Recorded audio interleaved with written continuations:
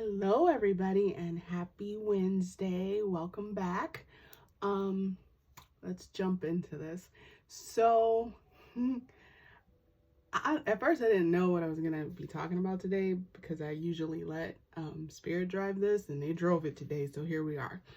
We're going to be going through this deck, the Aboriginal Goddess Chakra Oracle by Mel Brown. It is not in order because I use this deck mainly for myself, but I have used it for like energy healings and things of that nature. But that's besides the point. That's the deck we're going through today. However, today we're going to discuss this concept of spiritual awakening. Like it's slightly frustrating. So let's get into it, right? Because Spirit is over here showing me all kinds of shit, and here we are. These are the backs of the deck. It's very pretty, very pretty. Again, these are not in order. So if you see a card that interests you, let me know in the comments. Don't forget to like, share, and subscribe. Share, make sure you're sharing with somebody who would, definitely want to hear some of the things that go on this channel, as long as they're not sensitive to profanity. But here we are, spiritual awakening. Now normally stuff like this doesn't bother me, but I think it bothers me when people are using it in the wrong context. Okay, spiritual awakening, everybody goes through one, right? It's those aha moments like that really force you into, well, I mean, this makes sense. Like this first card, the inner truth and self-love, it like forces you into yourself, and you really deepen your connection with whatever divine entity that you connect with. And it's just a beautiful space to be in, right? Like that's the reward for shadow work. Okay, spiritual awakening is kind of your reward for shadow work. However, I've been hearing a lot of people say, I'm going through another spiritual awakening in like less than 2 weeks. I'm sorry, no. Okay, like I know you guys are probably like, she's like on one right now. Like, this is a mix of Spirit and myself, so I'm gonna try to keep it separate. But you go through a series of revelations, yes, right?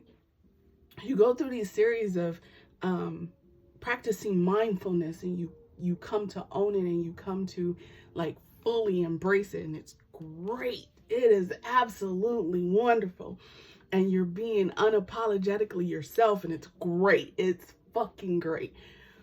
But a spiritual awakening, you don't have that every day. You don't have it every 2 weeks. Okay, you have it in those moments where you are so broken and torn apart that it's time to put you back together. That's when Spirit steps in and your ancestors step in, and they go, okay, we could put her back together now, or we could put him back together now, or whatever pronoun you go by, right? This right here, that's where that spiritual awakening comes in. And when people come to me in readings and energy healing, they go, I just went through another spiritual awakening. I'm like, no, you didn't, Becky. You didn't. You had a revelation. Here's the difference. A revelation is kind of like a deja vu moment for your soul. It's like, oh, I remember that. That's not an awakening. That's just a revelation that you're on the right path. That is like, just a reminder that you're practicing mindfulness. Think of spiritual awakening like your Kundalini rising, and that's a whole nother video. It's also something that I've been studying. Side note, okay, I'm just gonna put this out there. I am studying to be a Kundalini yoga instructor, so that's gonna be fun. But back to the subject. Think of a spiritual awakening as like your Kundalini rising, okay? And in that moment, it's not painful, okay? A spiritual awakening is not painful. Shadow work can be painful, but that awakening, that moment when you come back together and everything just makes fucking sense and that peace just rises up in you, that's spiritual awakening. So I don't want people to confuse the two things. You're going to have revelations throughout this whole journey. That's what happens in the midst of shadow work. Your spiritual awakening comes when you have, at that moment, broken yourself in that lesson, that part of shadow work. And you're just in a million fucking pieces, and spirit rolls in and go, okay, she got it, he got it, whatever. Put them back together. And then you're rebirths, right? Like there's a total rebirth. And whatever you believe in, that's typically how it goes. You rise to these different levels. Some call it dimensions. Some just call it an expansion. Okay? You rise to these different levels. That's an awakening when you rise to the next level. When you're just still existing in the same level, that's not a spiritual awakening. That's a revelation. You're learning those lessons, but when you get to the part where you're really learning a lesson and you're really coming to terms with everything, that's when that awakening begins, right? And things start to shift, right? With revelations, what starts to shift is that you no longer stress over those small things. In awakening, your lifestyle continuously changes. Big difference, okay? You want to have revelations throughout your journey, okay? You don't want to not have them. You don't want to walk around feeling like you're stuck or feeling like you're not learning anything.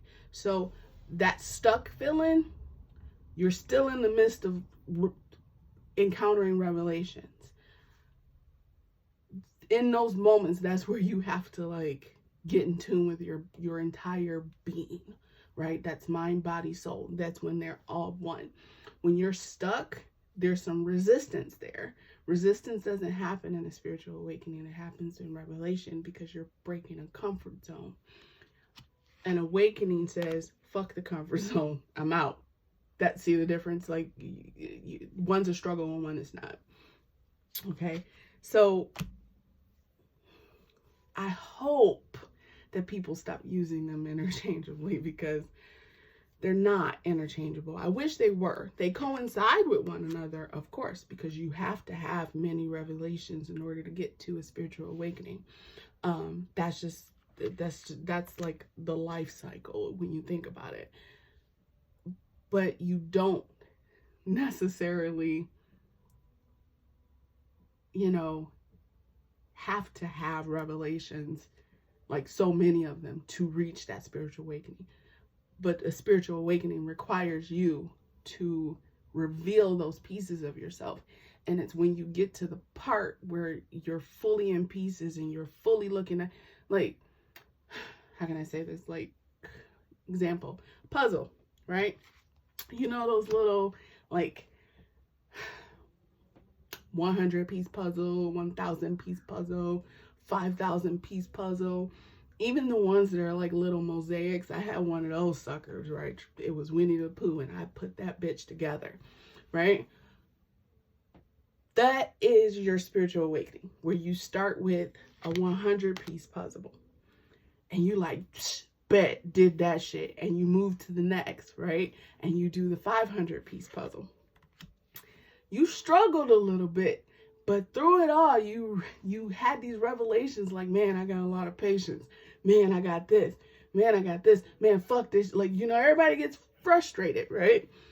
But you do it, right? It take a little time. It take a little, self-reflection, but you do it. And then you like, bam, own that shit. Next, right? You move to the next puzzle. And it's like 1,000 pieces and so on and so forth. Those are spiritual awakenings. The revelations happen in the midst of putting that puzzle together or taking it apart, right? Some people just scoop the whole damn thing up and try to break the puzzle apart and just put it back in the box. You lose pieces that way. Then you feel stuck because something's missing, or you feel like you're missing something, right? So there's a trick to taking that puzzle apart. You have to remember you are a puzzle, right? Like if you want to use that as an example, you are a puzzle. You require every piece, right? This is why your teachers or mentors or healers will recommend soul retrievals to make sure you're not missing those pieces. Energy healings on the regular to me means once a month, okay? Not every 2 weeks, not every week, once a month, okay? And the reason I say that for me is because I know that I work a little differently than some energy healers. So if you come to me, I only want to see you once a month for energy healing, okay? Or when you feel like something's completely off and we talk about it and we determine that you need one, we'll do it that way, but once a month, right? That's where we look at all the pieces and we go, oh, okay, she's ready to be this part be put together, or that part be put together, or all of it be put together. Because, you know, we can't force lessons. We have to learn them. And so that's where those revelations come in. Those are your lessons. That's your shadow work. The reward is that awesome feeling that, you know, you don't care what the outside world does. What matters is you. What matters is what your mind, body, soul says, hey, let's roll this way. And you like, yeah, that sounds like a good idea. Versus what you probably would have done previously. Your mind and body would have been like, yo, we need to go this way. And your soul was like, nah, can we go this way? And you get conflicted, right? That's the difference between when you're experiencing an awakening versus a revelation. And I think that's the beauty of this lifestyle, right? Because that's what it is. It's a whole entire lifestyle. You can't start it and then stop. You'll feel all kinds of fucked up. That's the only way I can describe it. You can't start and then stop. It requires effort. It requires work. And that's that shadow work. It requires your attention, not undivided, because life is still happening. So you can't give it all the time, like 100% undivided attention, but it requires your attention. And if you have that understanding, if you have that logic playing within you, then it makes so much sense why, you know, when you feel stuck, you can get yourself out of it, right? Or you should be able to go to a healer or counselor or whatever, and they help you see how to get out of it. They can't do the work for you. They can just show you, right? Especially if spirit shows it to them. Or sometimes spirits say, no, they need to figure it out themselves, but tell them this, right? Everybody's different, right? Everybody's team is different. So understand that as you're going through this entire process of getting back to love, getting back to the unconditional divine love that resides within you, however you see that, right? And there's no discrimination here. I wish everybody the best in their lifestyle, especially if you just started. This is a rough time. This is a rough thing. And I pray that you get the help you need. You understand the revelations, and you understand what practicing mindfulness in the midst of your shadow work means for you as you reach those spiritual awakenings. I wish everybody all that, the full total blessing of that, because it's not easy, right? And as someone who's been doing this for many fucking years, it does not get easier, because every level is different, because you're expanding yourself. And I'm using that interchangeably with spiritual awakenings and dimensions. You are ever expanding, and you're expanding in such a way that one, here you are healing your ancestral line, you're also healing your spiritual line, and it expands. It's like your personal tree of life and you're growing it. You're making sure those roots don't go bad, and you making sure that you don't get no, bad foliage on the top. You want to make sure you get the right amount of sunlight. Well, to do that, you have to be able to have room to expand, not constrict yourself. So understand that through revelations, during your shadow work, this is where you are learning that not everybody's concept of spirituality works for you, right? That is a revelation. The awakening comes when you realize and you walk fully in it. It's like you visualize, sense, and become it. Like you just your entire life at this point, that you are your own source, right? Connected, obviously, right? We're all interconnected. It's all co-creativeness. But you have your own code. The root of it is whatever divine, source you look at, but you are designed with your own code. And I think as you are realizing that through self-awareness, through self-mastery, through mindfulness, shadow work, basically, that, you have this inherent power to awaken at every level that you need to, right? Whatever level is the highest level that's meant for you, you'll awaken to that. But don't rush it. You can't force it, okay? Now, granted, that's not to say that some people don't go through spiritual awakenings on a weekly basis, but you'd have to be completely away from society to do that, right? It's kind of like going on a vision quest, and you're away from society for like some time, and you're unaffected by things such as paying bills and just dealing with life stuff. Like, you would have to be in that kind of setting to experience spiritual awakenings on that level, okay? Otherwise, you're only experiencing it as much as you are capable of expanding through those revelations, through that shadow work.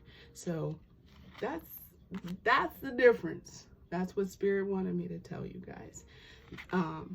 Now, my personal opinion, I don't really have one, truth be told.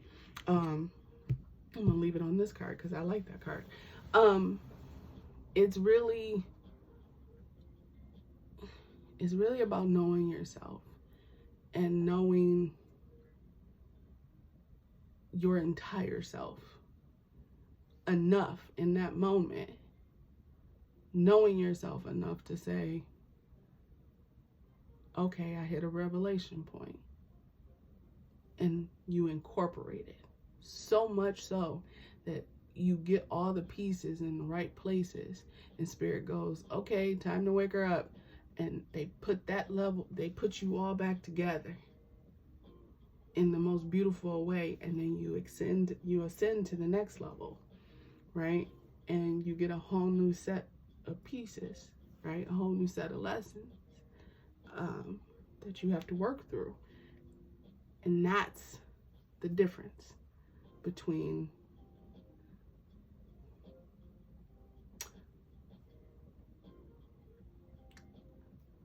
revelations and spiritual awakening.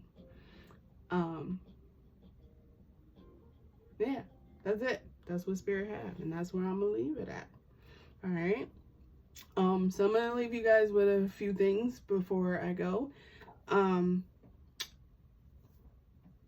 Let's see. Friday night I'll be in Garden City doing readings at an event. I think it's at the Straight House from 6 to 9, and then Saturday from 10 to 4, if I'm correct, I'll be at the Witches Bazaar in Warren at the Ukrainian Culture Center with my business partner, Jacqueline from the Crone and the Wise Cat. All of this is on my Instagram page. And I believe she posted some stuff on the Facebook page as well, if you follow on Facebook. Right now, I am doing remote only energy healings for 111. If you're interested in that, you can shoot me an email. You can hit me up on Instagram, and we can talk about it. See if you actually need it or not before you pay me, right? Like I don't let anybody just send money without me knowing what's happening or if you actually need it, because I don't want to have to go through the struggle of sending it back. So there's that, and then I'm gonna be coming out with some classes here soon. We're gonna be doing candle magic, some mindful living practices, and a few other things I got coming. So I just wanted to mention that to you guys before I let you all go. That being said, I feel like a true reverend, because it's like, okay, last thing, I feel like a true reverend, because you know, like when you're in church and your reverend's like, okay, last thing before we go, and then it'd be like another 45 minutes. I'm not gonna do that to y'all, but I feel like that. Being a reverend, I feel like that, but we're not gonna do that. But that being said, I do wish you all the best week ever. I wish you all the brightest of blessings. Stay hydrated. Make sure you're eating something. Take care of your entire being, because it matters. You matter more than you know. All right. Have a good one.